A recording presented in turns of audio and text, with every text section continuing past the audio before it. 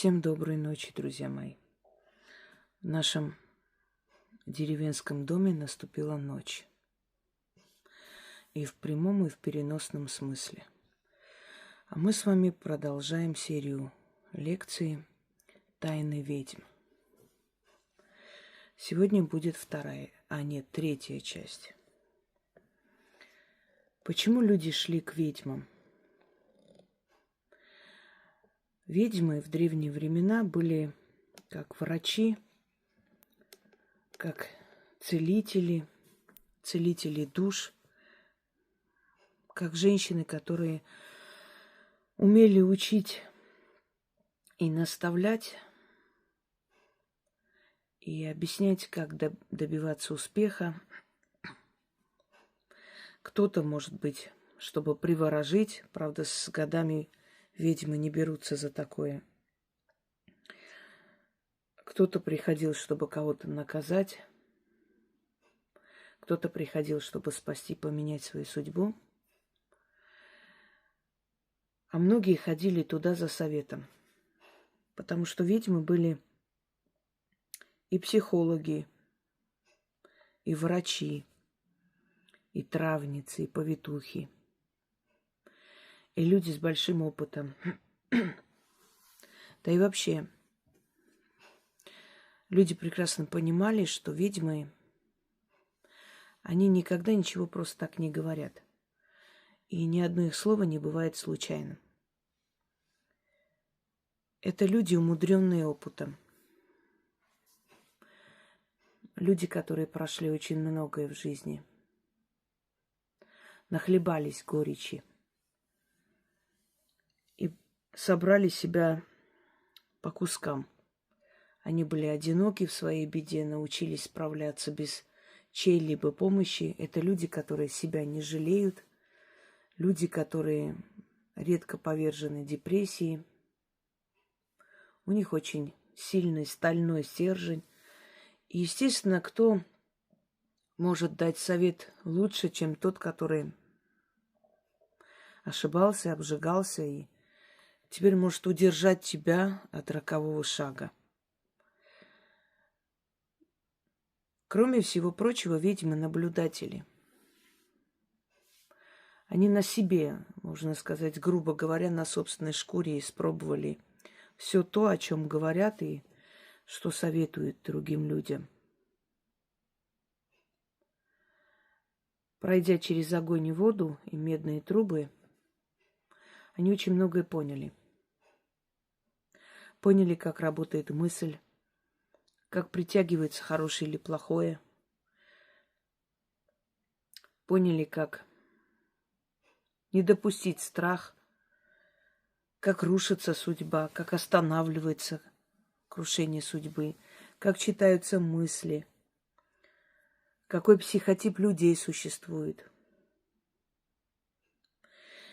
И именно поэтому они отменные психологи. Я говорила и повторяю, что самая лучшая школа развития, саморазвития, духовного роста и прочее, это повседневность, это жизнь. Никакая школа, никакие курсы не научат человека тому, чему научит жизнь. Каждая малая победа – это начало великой победы. Люди, которые стремятся заработать денег побыстрее, они всегда будут проигрывать. Сейчас давят и делают акцент на людской жадности.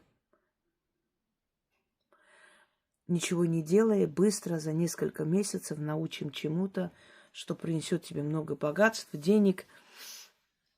Единственный, кто обогатится от этих курсов, это тот, который придумал эту аферу. Больше никто. Люди не понимают, что деньги, богатство, имя, карьера – это заслуга не одного дня. Десятки лет тратятся на это. Мощность – это сила плюс ускорение. Это закон физики. Закон физики, который применяется в магии в том числе, потому как магия – это древняя наука, очень точная наука, практически с математическим расчетом. Ну, например, как астрология. Многие считают это колдовством, магией и прочее, прочее. На самом деле астрология – это очень четкий, точный расчет. Встреча каких-то светил, каких-то планет очень сильно влияет на судьбу человека. И как бы люди ни пытались избежать этого всего, говоря о том, что я верующая, это все ерунда, если ты веришь в Бога, ничего не будет, ничего не сбывается, всего лишь самоутешение, желание уйти,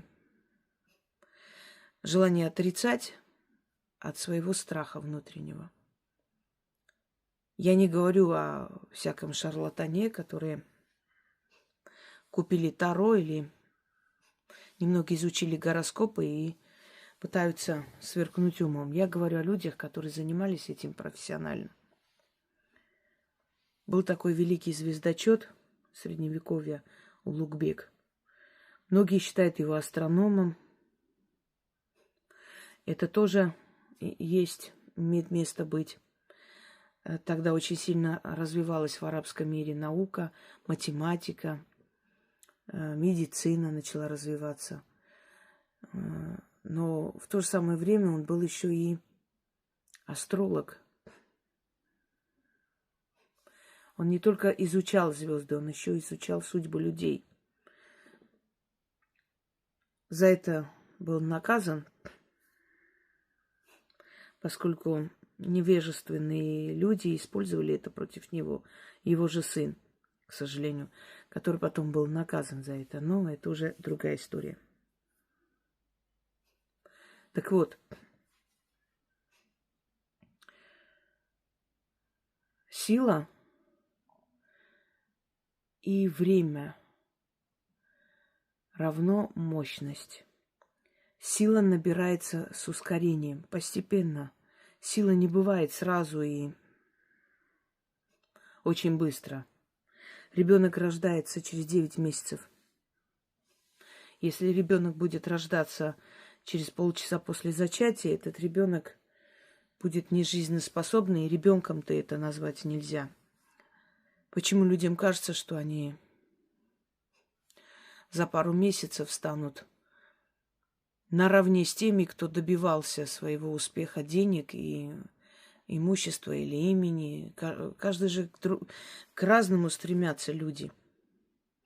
Кто-то просто хочет быть богатым, наслаждаться всем, ничего не делая. Кто-то хочет быть знаменитым, кто-то хочет написать много книг, оставить память. Кто-то хочет хорошо погулять в этой жизни. У каждого своя цель.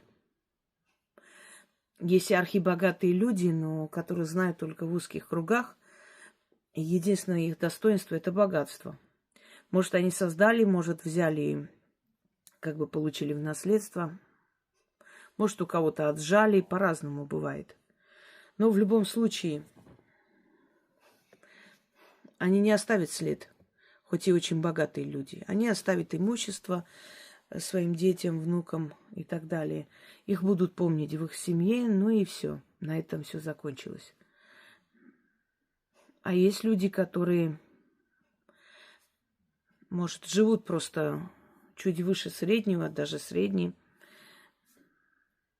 и останутся в веках. Диоген не был богачом, он жил в бочке, но его мудрости, его высказывания цитируют до сих пор. Раб Изоп не имел ничего, даже свободы. Он был страшен, он был некрасив, но в него влюблялись женщины богатые, были готовы провести с ним ночь и готовы были заплатить за это, но он отказывался. И его басни до сих пор актуальны. Например, его высказывание о том, что самая грязная свинья громче всех орет о чистоте, мне кажется, это вечное высказывание и применяется во все времена.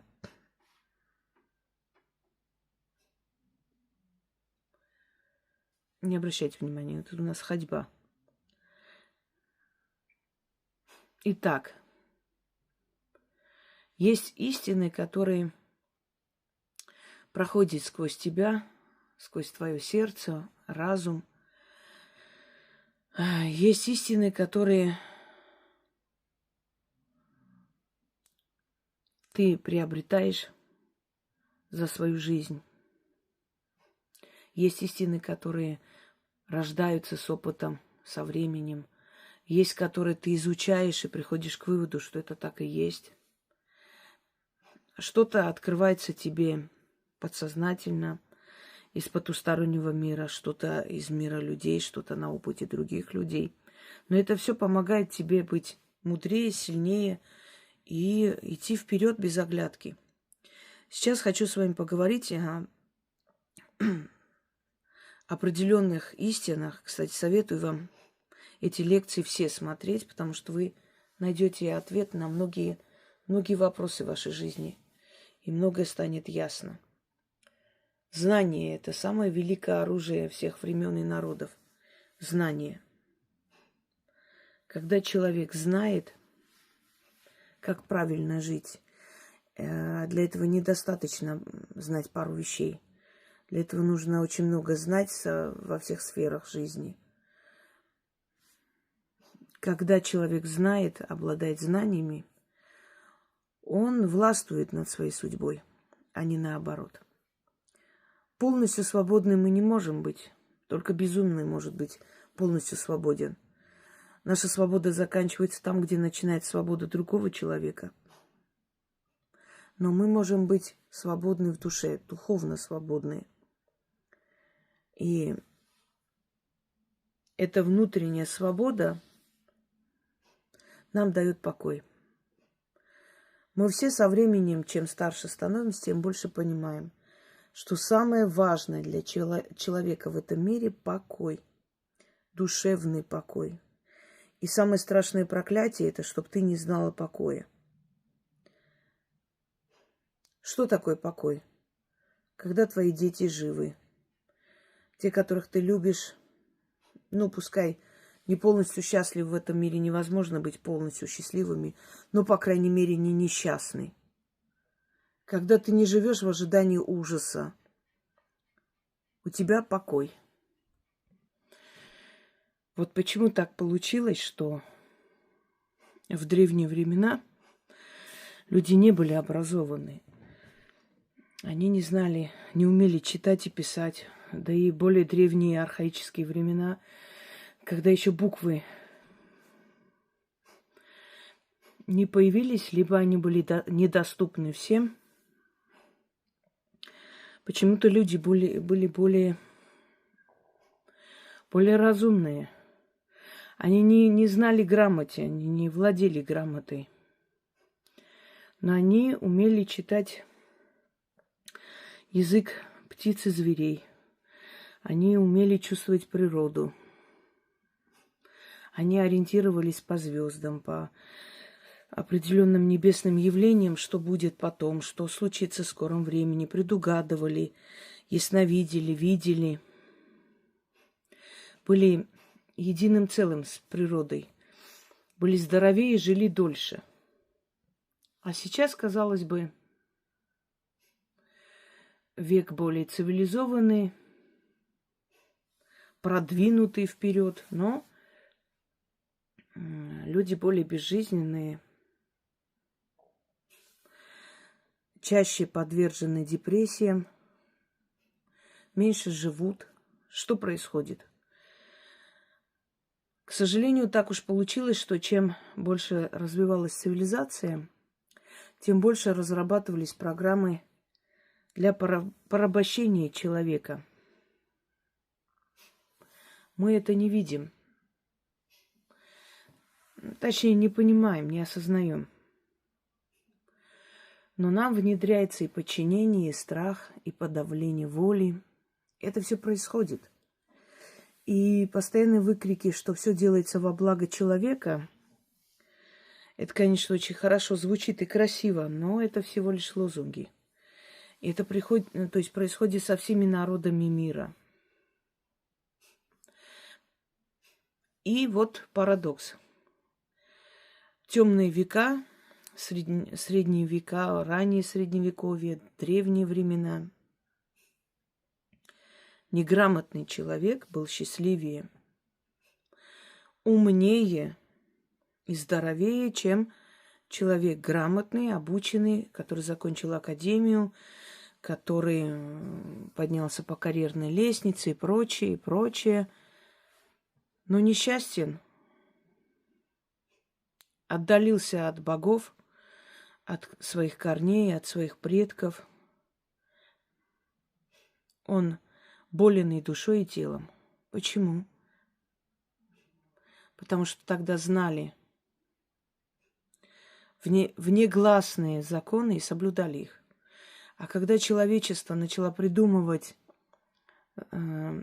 законы и программы для порабощения души и подчинения толпы, а не для развития человека, лицо своего века, мы пришли к тому, что мы погрязли в комфорте, у нас свет, газ, тепло, но мы перестали выживать, мы не знаем, как добывать огонь. Мы не знаем, как охотиться. Если нас оставить, например, как-то в лесу, мы не выживем. Мы отдалились от всего, и мы абсолютно беспомощны. Без гаджетов, без Гугла, без интернета, без света, без воды. Ну, самые сильные из нас, конечно, могут и выжить, но в любом случае продержится недолго, потому что нас окружили комфортом, и мы стали как тепличные растения. Знаете, домашние такие тузики, шарики, которые привыкли получать свою миску еды, ни к чему не стремиться и ничего не хотеть. Когда-то человек был волком, он выживал в диком мире. Потом человек превратился в домашнюю собаку, которая не выживет в дикой природе и в лесу, тем более среди зверей. Навыки потерял, навыки, осторожность. Человек стал зависим от всего. Учите своих детей независимости. Ребенку надо дать любовь и образование. Туда все входит. Любовь – это и есть забота, радовать, где-то баловать, где-то прощать, где-то говорить, объяснять.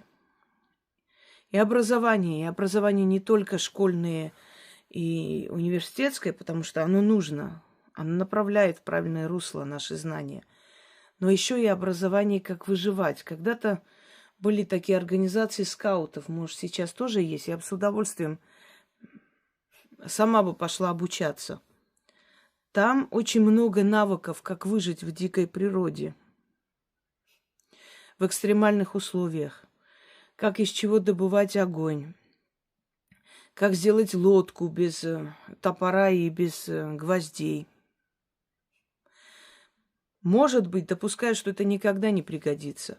А может пригодиться, но, по крайней мере, человек не будет беспомощен перед трудностями. Учите своих детей плавать, нырять, подниматься, выживать в экстремальных ситуациях, потому что иногда, плавая, дети могут зацепиться ногой, значит, есть водные растения всякие, есть корни, которые остаются в воде. Есть рыбацкие сети, где запутываются ноги, и дети так тонут. А есть специальные такие обучающие курсы, где они проходят эти экстремальные условия и готовы ко всему.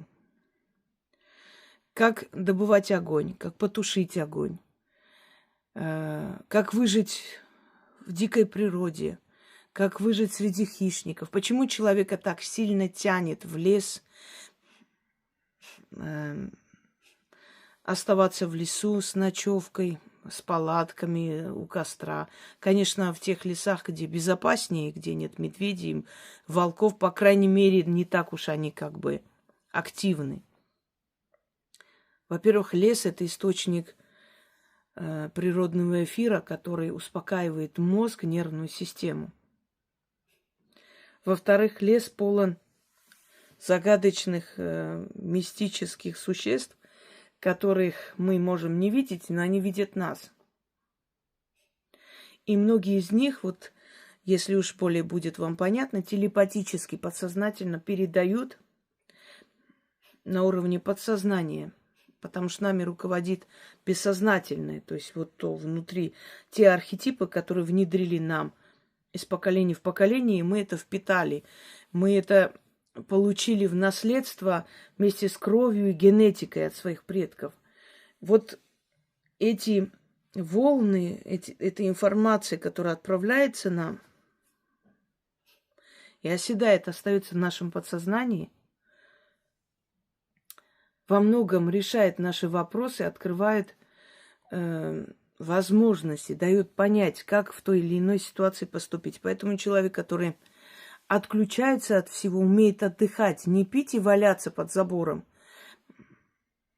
а поехать на рыбалку возле берега реки, поехать, пускай сейчас есть возможность там более цивилизованные, как-то более свой отдых и досуг провести комфортно.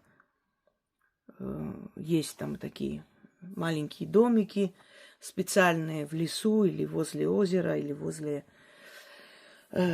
моря и речки и прочие, в лесу и где угодно. В любом случае вы находитесь в лоне природы. И природа, она дает перезагрузку мозгу. Перезагружайте этот компьютер, после чего все папки становятся на свои места. Потому что я вам говорила, что все, что у нас создано есть, это все копия потустороннего мира. Это уже есть. Тот же самый компьютер, он создан по примеру нашего мозга. Есть коллективная память. Мы рождаемся, мы уже как бы, если так грубо сказать, подключаемся к этому общему тройнику, понимаете, к этой коллективной памяти. Поэтому человек быстро усваивает, быстро учит языки, быстро понимает, где кошка, где собака, где бабушка, где дедушка. Сначала у ребенка маленький мир, мама и папа. Потом мир расширяется. Кошка, киса, там, афа, соседи, бабушка, деда. Потом дальше идем, садик, воспитатели. Потом идем, значит, друзья, школа, учителя. Дальше расширяется мир, страна, республика. Мы осознаем себя внутри этой страны, внутри этого социума. Мы состоим то есть в разных социальных группах. Наша семья – это социальная группа, наши родственники – социальная группа. Мы живем в городе, мы состоим в социальной группе этого города. Этот город находится в какой-либо стране, мы состоим в социальной группе этой страны. Мы состоим в социальной группе нашего квартала, нашего района, нашей школы, нашей секции, куда мы посещаем, кружки. Мы имеем определенную национальность, значит, мы в социальной группе этой национальности. У нас какая-то религия, или, может быть, философия, или, может быть, языческая религия, неважно. Но мы состоим в социальной группе вместе с теми, кто исповедует эту религию. Мы живем на планете Земля, мы состоим в социальной группе землян, жителей Земли, планеты, понимаете, и так далее, и так далее. Это можно продолжить бесконечно. Потом мы выбираем профессию, мы в социальной группе вот с людьми этой профессии. Если вы врач, есть врачебная профессия, и все врачи – это одна социальная группа. Не обязательно, чтобы они знали друг друга, но это определенная профессия. Вы учитель. Есть учителя, и вы состоите в социальной группе со всеми учителями мира разных народностей, национальностей, религий и прочее, прочее. Понимаете, о чем я говорю? У человека столько ролей, человек состоит в стольких группах и социальных, значит, социальной среде и прочее, у него столько обязанностей, права и обязанностей, больше обязанностей, что это, ну, просто невозможно, как бы, представить за один раз. И вот эту огромную ношу человек тянет на себе, ему нужна подпитка. Ему нужно мудрое, правильное руководство. Это книги, Это фильмы, которые учат и объясняют, как и что делать. Практически инструкция по выживанию. Это, может быть, умные люди, которые посоветуют, объяснят, как в той или иной ситуации себя вести, поступать. Без ориентира человек в этом мироздании не выживет. И самое главное, человек должен знать, что он во Вселенной не одинок. Что мои дурные и хорошие поступки кто-то видит, оценивает и по достоинству мне как бы возвращает или отвечает мне. Если я сделаю плохо, накажет. Если поступаю хорошо, значит, поощряет или наградит. Это так самое примитивное объяснение, хорошие и плохие привожу. Итак, некоторые мудрости и знания, которые, может быть, вы догадывались, не могли правильно формулировать эту мысль и понять, что да, действительно, вот дошло, вот почему так происходило. Может, уже вы как бы к этому приходили сами, а может быть, первый раз узнаете. Итак, начнем.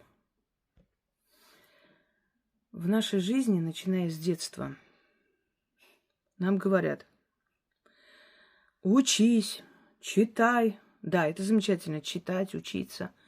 Но очень многое, что мы проходим в школе и в других каких-то там учреждениях, нам не пригодится никогда. Но мы тратим на это время. Синус, косинус, тангес, котангес. Где-нибудь синус, косинус вам сильно пригодился? Мне нет. Да, для общего кругозора нужно знать определенная программа, по которой человек обучается, чтобы некоторые вещи понимать. Но нам всегда говорили как? Не умничай. Ты что, лучше всех, что ли? Тебе больше всех надо? Не отличайся от других. Ты такой же, как и все. Куда все, туда и мы. Что-нибудь да будет. Бог милостив, что-нибудь да произойдет. Не знаю, как-нибудь выкрутимся. Прорвемся. Не были богаты, и не надо. И нечего задавать вопросы. Сказано, сделай. Почему? Потому что системе нужны исполнители. Система поощряет, система наказывает, но системе нужны исполнители. Он точит всех под одно, чтобы мы все были одинаковые, равные, ровные и не задавали лишних вопросов. Когда человек имеет пытливый ум и говорит, например, вообще задавайте себе часто вопрос, почему я с этим человеком нахожусь рядом? Задайте себе этот вопрос. Вы счастливы или нет? Или так надо? Или, может быть, родственникам это надо, может, родителям. Может, вы не хотите причинить боль. Многие женщины, например, терпят, и терпят они ради детей. Они счастливы? Нет. Задайте себе этот вопрос, чтобы получить ответ. Но многие боятся себе задавать вопрос. Многие женщины живут в этой слепоте, в темноте всю свою жизнь. И не спрашивают себе, а где мой муж ночует? Они не хотят знать правду. Правда очень тяжелая, очень горькая, очень страшная. Иногда бьет по лицу, иногда по самолюбию. Ну, вот он занят, он так получилось, у друзей задержался, или дела, мало ли человек поехал. Они прекрасно понимают, где он может быть. Но они не хотят. Потому что если они раскроют эту правду, то либо он уйдет, либо они должны уйти, либо, после этого уже невыносимая жизнь, правда? Они хотят спасти свое лицо, свое самолюбие. Поэтому задавать вопросы очень необходимо жизненно, но в то же самое время очень страшно, очень тяжело. Оно ломает человека, его судьбу и вот тот мир, который он сам себе придумал. Всегда задать себе вопрос, а почему я должен быть как все? Почему я должен делать как все? Почему мне не надо мечтать? Когда я говорила в детстве, что когда-нибудь я буду писать книги, я не знаю, откуда у меня это в голове. Это была программа, которую мне внушали, говорили, я просто как бы озвучивала. Не могу сказать вам точно. Но я говорила, что я когда-нибудь буду известный человек и буду писать книги. Вот я так хотела. Это случилось на самом деле. Но мне все время говорили, если бы это так было легко, если бы это так было просто, я вам советую всегда изучить то, чего вы боитесь. Вот что внушает вам страх, не прятать голову в песок, не применять вот эту политику страуса. Ничего не вижу, значит, этого нет. Изучайте. Если вам сказали, что вы чем-то болеете, вы должны сесть, эту болезнь изучить досконально и знать эту болезнь лучше, чем врачи. Если вам сказали, что у вас какая-то проблема, вы должны эту проблему изучить полностью досконально. Лучше, чем кто-либо вам посоветует. Если вас что-то волнует, если вы хотите что-то узнать в этом мире, какую-то проблему решить, вы должны это изучить. И вот когда вы смотрите в лицо своему страху, когда вы смотрите и понимаете, то есть когда вы изучили полностью, это для вас уже не темный лес. Вы властвуете над этой проблемой. Вы знаете ее очень хорошо, и она вас больше не пугает. Многие люди выбирают ту профессию, которая им внушала страх с детства. Кто чаще всего идет в полицию? Это дети, которых обижали в школе.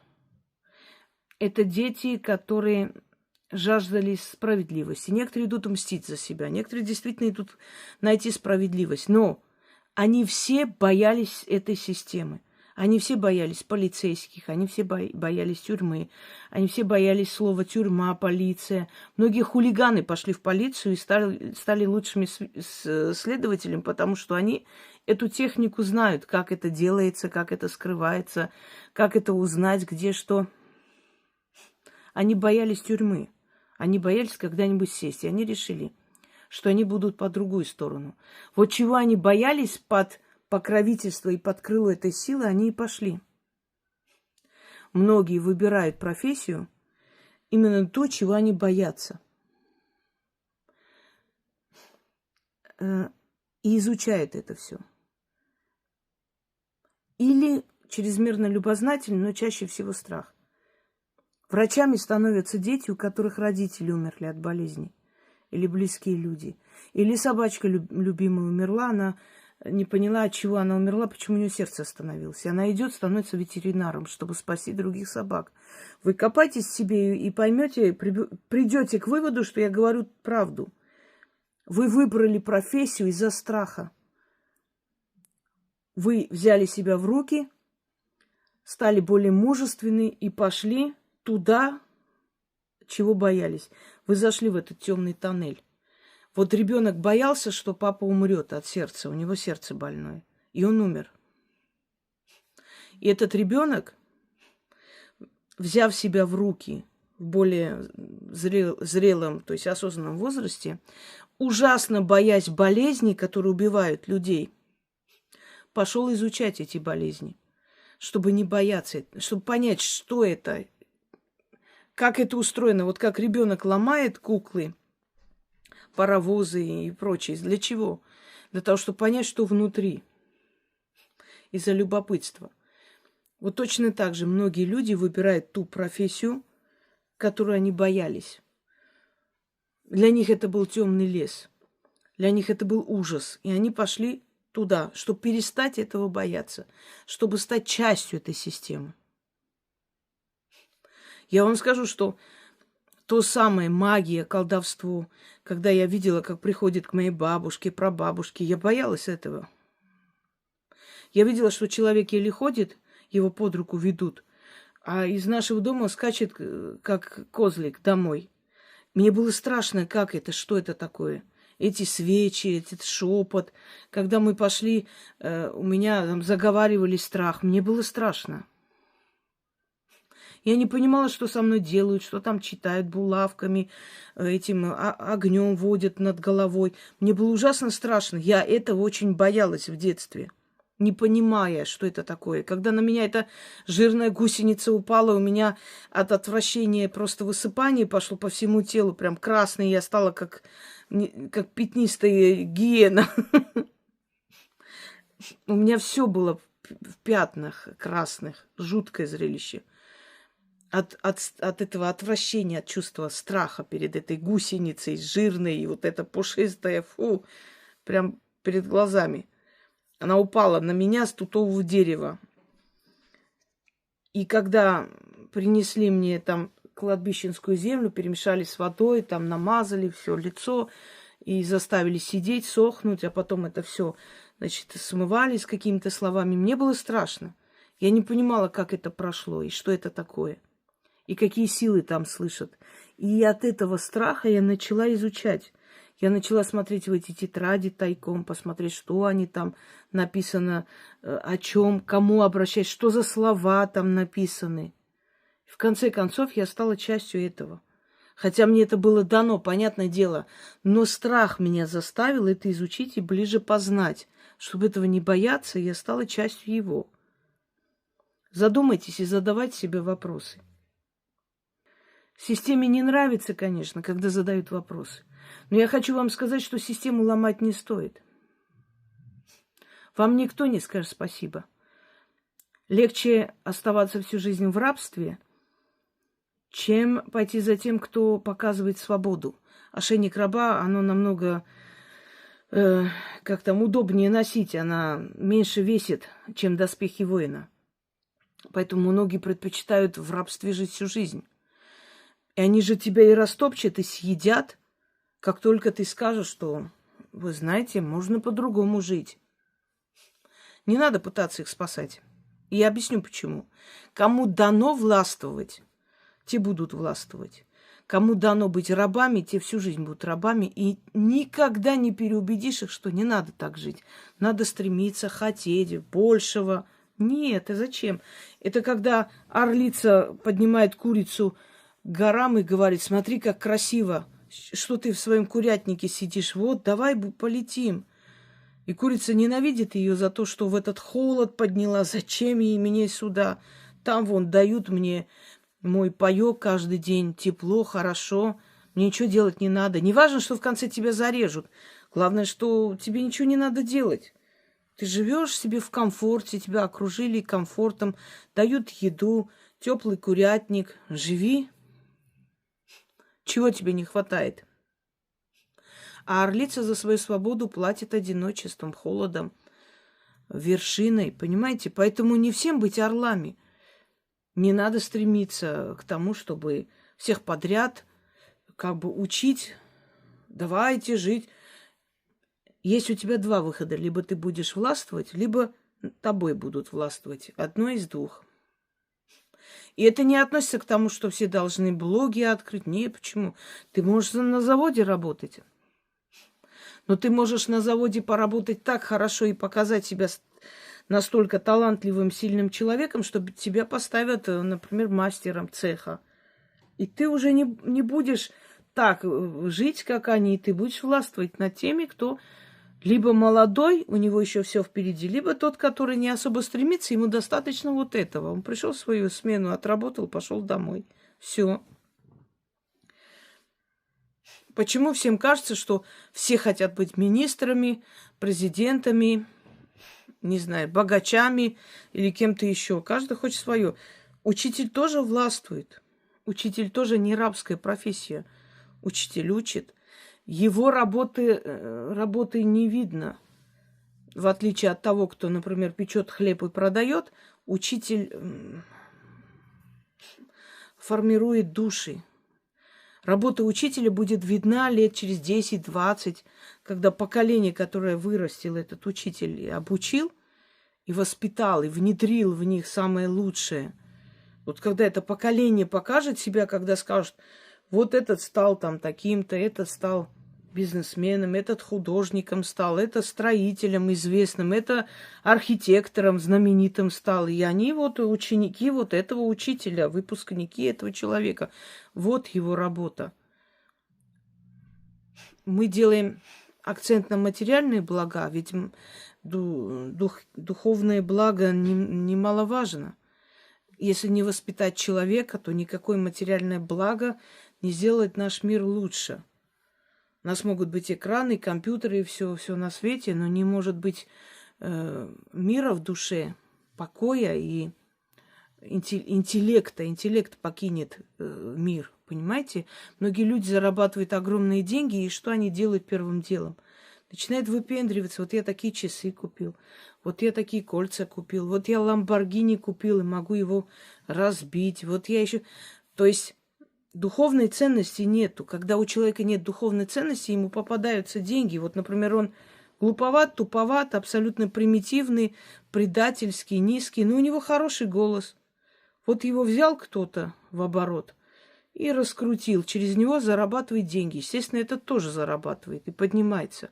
И вот у него есть деньги, но он эти деньги не внедрит на то, чтобы библиотеку обновить, чтобы какие-то интересные там вещи сделать в своей жизни, ребенка вылечить, который болеет. Нет.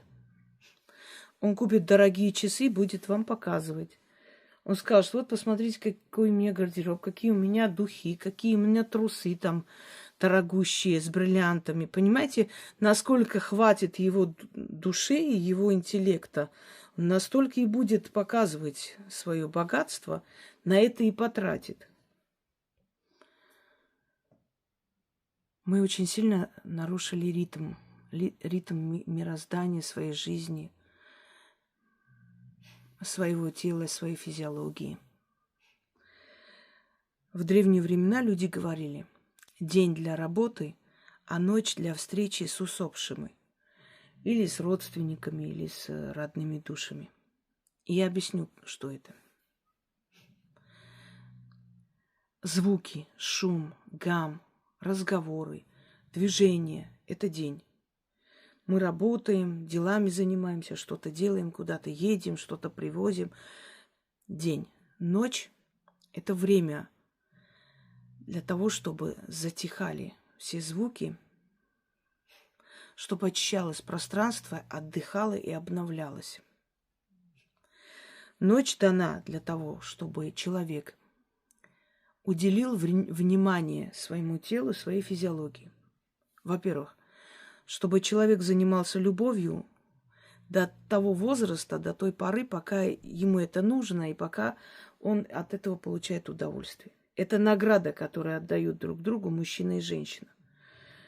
Благодарят друг друга за все, что они друг для друга делают. За заботу, за любовь, за жизнь совместную, за рожденных детей и так далее. Они благодарят, они мирятся, если у них есть какие-то нерешенные вопросы между собой. Ночь их мирит. Поэтому ночь в молодости, в среднем возрасте, да и столько, сколько позволено, оно для того, чтобы соединиться. И это придумано мирозданием не просто так, и это игнорировать не стоит. Потому что, во-первых, люди, которые долго не занимаются любовью, у них отстаивается кровь в области таза, что очень опасно, и это становится причиной многих болезней у женщин. Миомы, рак шейки матки и так далее, чтобы вы понимали. Это нездоровый образ жизни, нездоровая половая жизнь. Поэтому оно нужно в том числе для здоровья человека. Это раз. А после того, как человек удовлетворяет свою физиологию, он должен спать. Ну, есть, конечно, люди, которые совы. Но в любом случае они должны постараться спать хотя бы ближе к утру, пока темное время не закончилось. Почему? Днем человек работает, его жизнедеятельность. Ночью он не просто должен отдыхать или дать своей физиологии отдохнуть. Ночью человек выходит из своего тела, из своего сознания и путешествует. Он путешествует в определенных мирах. Он набирается там энергии, его душа очищается, получает силу жизни, утешение, успокоение. Он там встречается с близкими, с усопшими. И не обязательно с усопшими. Его душа выходит, пока его физиология отдыхает. Его душу забирают туда, в эти потусторонние миры, где он путешествует, набирается энергии и силы и возвращается обновленный назад. Так вот, чтобы его жизнедеятельность была здоровой, чтобы он рано не старел, не болел долго, чтобы он был счастлив, чтобы он не был подвержен депрессиям. Его ритм жизни должен совпадать с ритмом мироздания, с ритмом Земли. День для активности, ночь для отдыха, физиологии, для тишины, для освобождения космоса, для выхода из тела, обновления там и возврата назад. Вот почему очень важно уделить время сну. Многие люди думают, что сон – это потерянное время, ведь столько можно сделать, а мне там спать. Нет, сон тоже жизнь. Сон – это вторая жизнь. И еще раз напомню, в исламе считается, что сон – это младший брат смерти. Что человек, который спит, он не отвечает ни за что в этом мире. Он в другом мире находится в этот момент. И поэтому его тело умирает. Он все равно как мертвый, потому что если человек спит, с ним можно делать что угодно, он не будет сопротивляться, он не успеет встать и прочее. Тело здесь остается, а душа выходит, начинает путешествовать, обновляться, очищаться, и обновленный возвращается назад. Если мы нарушаем этот ритм, естественно, это очень сильно сказывается на нашем жизненном состоянии. И здоровье, и душевном состоянии, и депрессиях, и прочее, прочее. Почему люди, которые хотят сохранить ясность ума и связь со своими предками, должны избегать различных зависимостей? Зависимость от запрещенных веществ, зависимость от табака, зависимость от спиртного. Потому как любая зависимость – это рабство. В древние времена все имело свой вкус. И мозг человека, и сознание человека понимало, что это не очень хорошо. Оно отвергало. Потом начали добавлять всякие сладкие, приятные запахи, вкусы, вишни, там, что еще, апельсин, малина и прочее, иллюзию создавая, что это прекрасно. И тело начало обманываться. Тело начало принимать это, не осознавая, что эти яды постепенно разрушают ее изнутри. Потому что наше сознание управляет всем. А сознание чувствует приятный вкус, вишневый вкус, приятный вкус. Пьет, ест, курит и так далее. А вот тело, оно не чувствует, не понимает. Тело принимает то, что дает ему разум. И это постепенно блокирует твои духовные вот эти чакры, каналы, называйте как хотите, не очень люблю эти слова. Дороги твои духовные, порталы закрывает. Кто-то скажет, вот гениальные люди были, писатели, там, например, художники и прочие, очень много пили, курили. Ну, во-первых, не все. А во-вторых, те, которые много пили, курили и кутили, давайте вспомним, чем они закончили. В нищете умерли. Многие из них. Тоже Дюма, который подался пороку женщины, выпивка, курево и многое другое. Ему пришлось все продать, он умер в нищете. Рубенс то же самое. Ну, много, очень много таких гениев, которые предпочли вот этот искусственный допинг. Постоянно выпивка, и иные вещества, для того, чтобы черпать какое-то вдохновение. И они отрезали эту духовную связь с миром потусторонним, с миром духов, откуда они получали эту подпитку. И в итоге ушли в нищете, ушли в забвении. Вот это была и плата за все. Если бы они этого не сделали, они бы прожили до самой глубокой старости, еще много чего написали бы и нарисовали. А Айвазовский вам пример. Он был абсолютно от этого всего независим, от этих всех зависимостей. И умер в достаточно преклонном возрасте, оставив огромное наследие. И очень много работы, и много богатства. Я хочу, чтобы вы понимали раз и навсегда. Ни одно правительство, ни одно государство, ни один чиновник любой страны, любого народа никогда не думает о народе. Они думают о своей выгоде. И если вам говорят, что это для вашего блага, это для вас, значит, они хотят менять какой-то курс управления, не более того. Им абсолютно чихать. Какое у вас благо? Болеете вы или нет? Им нужно, чтобы вы рождали много тех, кто будет на них работать и обеспечивать им хорошую жизнь. Они стараются для своего блага. Поэтому человек, который надеется на государство, на чиновников, на какие-то законы, благодаря которым будет хорошо жить или что-то еще, это человек глуп. Человек, который берет свою судьбу в свои руки, не рассчитывая ни на кого, поднимается и становится выгодным для государства, вот этот человек бывает защищен.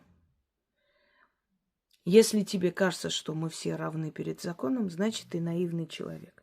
Нет, не равны. И никогда не были равны. И все эти законы пишутся для того, чтобы они могли безопаснее жить.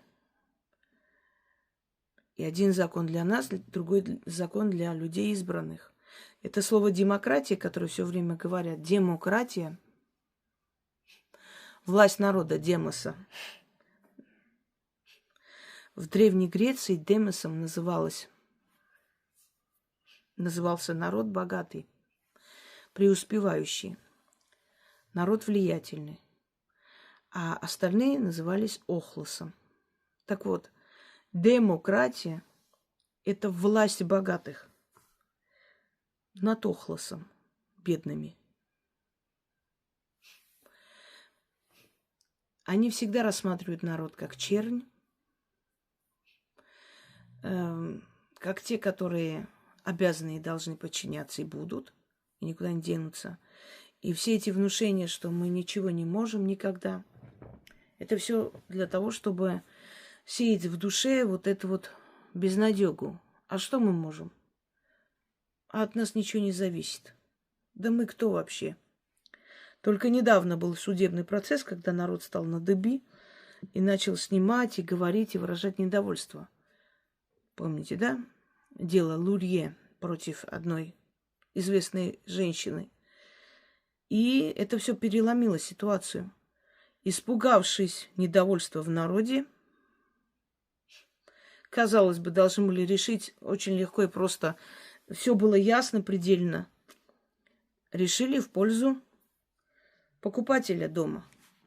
Но если бы народ молчал, это дело бы замяли.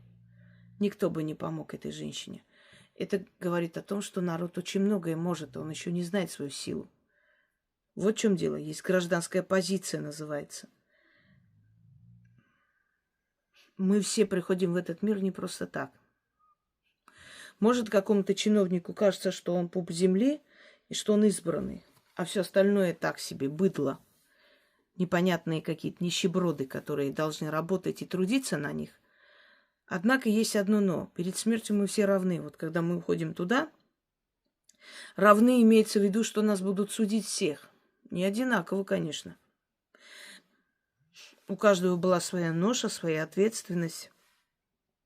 И там справедливость. Там прокурору не сунешь в карман денежки. Им деньги не нужны. Но вот когда приходит время, каждый получает по 2 метра земли, ничего не уносит с собой, но душа поднимается туда на суд. Этот суд существует. И этому суду все равно твои короны, твои привилегии, там гонором не возьмешь. Это означает, что в этот мир приходящая любая душа имеет право на уважение и жизнь. Даже те, кто согрешил, очень страшно. Почему? Потому что это была их роль. Каждую душу отправляет сюда для того, чтобы либо исправить свои ошибки, либо стать еще лучше. И если тебе дали шанс исправить, но ты сделал еще хуже, пеняй на себя. Уйдешь туда, будут судить. Создается закон, который позволяет находить всегда козлов отпущения и наказывать мелких сошек. Но более жирные убегают от этого наказания. Это говорит о том, что закон создан для того, чтобы пустить пыль в глаза, а не для того, чтобы творить справедливость. Самое главное в этом мире, в этой жизни – быть чистым перед богами, перед своей душой, перед потусторонним миром, а не перед кем-то. Потому что есть очень много людей, которые перед человеческим законом чисты. Но они сделали столько подлостей, столько преступлений и столько ужаса натворили. Но официально они чистые люди. А есть человек, который хулиганством занимался в детстве и воровал, потому что есть было нечего. Но он сделал столько добра. А список у него послужной не самый лучший. Как говорится, одни ходки. Никого не интересует, почему это произошло. Я не говорю ни в коем разе, что люди, которые вечно привыкли сидеть, выходить, как там, выпил, подрался в тюрьму, выпил. Нет, это не это быдло, это не люди. Человек, который попал туда, сделал вывод, это одно. Однако есть хулиганистые люди, есть люди неуправляемые, есть люди глуповатые, есть люди эмоциональные, есть люди, которые не могут контролировать свой гнев. Но они попадают в эту ситуацию дурацкую, да. Они потом идут, садятся, они за это несут ответственность. Однако как люди, как человеки, как личности, они безупречны. И вот когда умрут и тот, который на бумаге никогда не сидел, и все замечательно, и тот, который на бумаге сидел 50 раз, и поднимутся туда, поверьте мне, что не бумагами будут их судить, а их поступками. Поэтому будь чист перед богами, а не перед мнимым законом. Мы все время удивляемся, почему в государствах, а особенно сейчас, разыгрывается вот эта карта ненависти. Почему все время призывают сжигать и уничтожать тех, кто кормит животных? Почему все время говорят, что надо уничтожить всех этих ведьм и всяких там и так далее, потому что они очень страшные люди и очень много плохого приносят стране, народу? Почему приезжие такие плохие? Почему женщины такие плохие, рожают, то не рожают, то не рожают плохие, то рожают, почему народили столько? Знаете такую римскую поговорку «разделяй и властвуй»? Это самая лучшая ставка. Пока люди друг друга ненавидят, они не замечают, как их грабят, как повышают налоги, сколько всего происходит и творится вокруг. Они заняты ненавистью друг к другу. И самое страшное, что эта ставка всегда делается к месту и беспроигрышный вариант. Зная человеческую глупость, зная, насколько люди, не анализируя, кидаются ненавидеть друг друга, это всегда работает. Всегда нужно помнить, ради чего это делается и для чего. Это тоже определенное рабство. Если тебе внушают ненавидеть кого-либо, это значит, что ты поддаешься той программе, которая создана для этого. Значит, ты часть их игры. Ты пешка. И ты выполняешь то, что они говорят. Я не помню, кто сказал, легче обмануть людей, чем доказать им, что их обманывают. Это бесполезно. Люди всегда будут искать врага, крайнего, кто виноват в их бедствиях. Недавно один из актеров Голливуда в своем репортаже сказал, что есть два направления психологии. Первый Зигмунд Фрейд, второй не помню кто. Один из тоже известных психологов. Но Фрейд, он самый актуальный и самый востребованный. И по Фрейду работают многие психологи. Фрейд говорит, что все наши бедствия, трудности – это детство, это родители, это общество виновато, учителя не научили, друзья были плохие, братья, сестры и так далее. А другой психолог, он не отрицает определенное влияние социума на человека, но в любом случае считает, что каждый человек сам виноват в своих бедствиях. И если он ничего не делает, чтобы исправить это, значит, его устраивает то, как он живет. И самое интересное, что люди идут именно к тем психологам, которые работают по Фрейду. Они готовы платить деньги, идти туда годами, лишь бы слышать, что во всех своих бедствиях виноваты не они, а кто-то другой. Вот что самое страшное. Поэтому, когда разыгрывается карта ненависти, что это они виноваты, что ты не можешь найти работу, не работаешь, что ты не можешь себя найти, что ты не можешь подниматься, это виноваты мигранты, виноваты те, эти ведьмы виноваты, это люди, которые кормят собак, виноваты, то многие люди с готовностью откликаются, и они с радостью исполняют это все. Там даже не нужно стараться, люди сами идут туда, как там, обманывать меня не нужно, я сам обманываться рад. Или еще на дурака не нужен нож, ему в 3 короба соврешь и делай с ним все, что хочешь. Вот то же самое. Поэтому будьте всегда начеку. Когда начинает вам очень часто внушать что-либо для вашего же блага, это означает, что вы скоро станете пешкой в чужой игре. И пока они, сидя в саунах и банях, обнимаются и заключают договора на миллиарды долларов, их народы друг друга ненавидят. Так надо. Мы говорим, дай человеку должность, и ты увидишь его истинное лицо. Это так.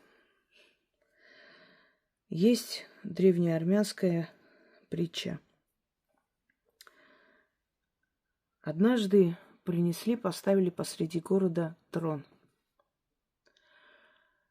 И народ стоял на площади, веселился, радовался. И один мудрец начал по очереди сажать на этот трон людей и спрашивать, задавать им вопросы. Сначала он посадил туда ребенка. Ребенок радостно дрыгал ногами, баловался, смотрел на людей. И тогда мудрец спросил: скажи мне, что ты видишь? Он сказал: много-много людей. А что ты хочешь, чтобы было у этих людей? Ребенок ответил: чтобы у них много было сладостей, чтобы они были веселые, чтобы у них было много подарков. Отлично, сказал мудрец, слезай. Забрал ребенка, посадил женщину и сказал: посмотри, что ты видишь? Женщина посмотрела на толпу и сказала: я вижу много уставших людей. Они натруженные, уставшие. Что ты хочешь для этих людей? Я бы хотела, чтобы у этих людей был достаток, дом, хозяйство, чтобы они мало трудились, потому что они уставшие, многие болеют. Хорошо, сказал мудрец, слезай. Посадил молодого человека. Что ты видишь, сказал он. Молодой человек ответил: вижу целую армию людей, с которыми можно пойти завоевать любую страну, разграбить, принести имущество и раздать всем. Хорошо, сказал он, слезай. Посадил человека чуть старше. Что ты видишь, сказал он. Я вижу людей, которые умеют еще работать, могут торговать, обогатить нашу страну. Следующий он посадил старика. «Что ты видишь?» — сказал он. И старик ответил: «Я вижу людей, которые все равно рано или поздно умрут. Так чего жалеть их жизнь? Лучше использовать в угоду себе, и сколько мне осталось, чтобы они служили мне и приносили мне все, что могут принести». Итак, когда человек получает власть, он как наивный ребенок, который хочет всех осчастливить. Потом он становится заботливой матерью или заботливым отцом, который хотел бы, чтобы у всех был уют, дома, чтобы не трудились много. Потом он понимает, что этих людей можно использовать. Это целая армия, с помощью которых можно добиться любых целей и новых земель. Потом, чуть постарше, он понимает, что а что их куда-то посылать, гибнуть? Лучше их использовать, пусть они работают и приносят мне и обогащают. И в более уже старшем возрасте он уже совсем перестает их жалеть и говорит, что все равно мне тоже уйти, чего они будут жить, пускай работают и последние годы моей жизни красят, и чтобы я дожил свой век без каких-то там проблем. Власть меняет человека, любого человека. Но кто-то может на этом троне всегда остаться ребенком, кто-то вечно заботливой матерью, кто-то воином. А кто-то чем дальше, тем меньше может видеть в этих людях людей и понимать, что нечего их жалеть. Старайтесь дойти до того уровня власти, то есть до ступеньки той женщины, которая пожалела и захотела всем блага. Потому что есть люди, которые получают эту власть, правильно им пользуются. Если человек сам внутри проклят, то любое начинание, любая власть, любая возможность командовать, хоть там каким-то там в кабинете сидеть командовать, становится каторгой. Проклятый человек не должен получать власть. Ограниченный человек, человек трусливый, жалкой душой не должен получать власть. Мы это видим, что происходит в этом мире. Мы видим, какие люди приходят и становятся во главе государств, хотя бы вокруг нашей страны. Это ужасно. Ужасное зрелище. Это разрушение вековых традиций, изгнание людей, войны, ужасы. Это нищета, это деградация общества и прочее, прочее. Человек должен соответствовать тому положению, в котором он находится. И, наверное, на сегодня последнюю истину вам скажу и пойду отдыхать, потому что много информации, да и достаточно на сегодня. Могут ли люди быть равны и одинаковы? Нас с детства учат особо не выделяться, быть как все. Почему-то ужасно радуется, когда, извиняюсь, случается какое-то несчастье у достойного человека, у человека, который чего-то добился, да и не у недостойного в том числе. Потому что взлет людей, которые не хотят быть как все, это как личное оскорбление для тех, кто ничего не хочет делать в своей жизни. Когда пытаются создавать иллюзию одинакового положения всех, все равны перед законом, все одинаковые граждане, все мы перед Богом ходим одинаковые. Это некое создание иллюзии, пустоты. Друзья мои, мы не имеем права получать одинаковые блага, одинаковые наказания. Каждый получает то, что заслужил, то, к чему стремился, то, насколько старался, и то, что должен получить для того, чтобы получить опыт, то, что ему нужно для опыта. Потому что иногда бывают такие страдания у молодых людей, которые они еще не заслужили, не сделали они пока еще ничего такого плохого, чтобы заслуживать такие страдания. Это не означает, что он заслужил эти страдания. Заслуживает только награду. А страдания даются для чего-то. Не за что и почему, а для чего-то. Но в любом случае тоже нет равенства. И в страданиях тоже нет равенства. И в смерти нет равенства. Кто-то умирает мучаясь, кто-то умирает в плену, кто-то на войне, кто-то дома лежа, кто-то взял книгу читать и умер. Кто-то лег спать и не проснулся. У каждого своя смерть. Даже умирают люди по-разному. Поэтому они не рождаются равными. У каждого из них генетическая память, у каждого из них заслуга рода или наоборот вырождение рода. Не могут быть люди одинаковые и равны ни в чем и никогда. И помните, что каждый человек проживает ту жизнь, на которую у него хватает смелости. Деньги – это когда человек переступает комфорт, вот за этой границей комфорта и есть деньги, слава, признание. Но не каждый хочет это переступать, потому что вместе с правами приходят и обязанности. И обязанности зачастую намного больше, потому что закулисную жизнь никто не знает. Сколько нужно пройти, сколько нужно выстрадать. Сколько нужно бороться за себя, сколько будет врагов, сколько будет недоброжелателей, сколько захотят через законы, через всякие доносы с тобой расправиться, сколько пожелают лить на тебя грязь, сколько будет вранья, сколько будет предательства близких людей, бывших друзей, знакомых, родных. Если ты выходишь из толпы, тебя сразу видно. Но надо помнить одну вещь.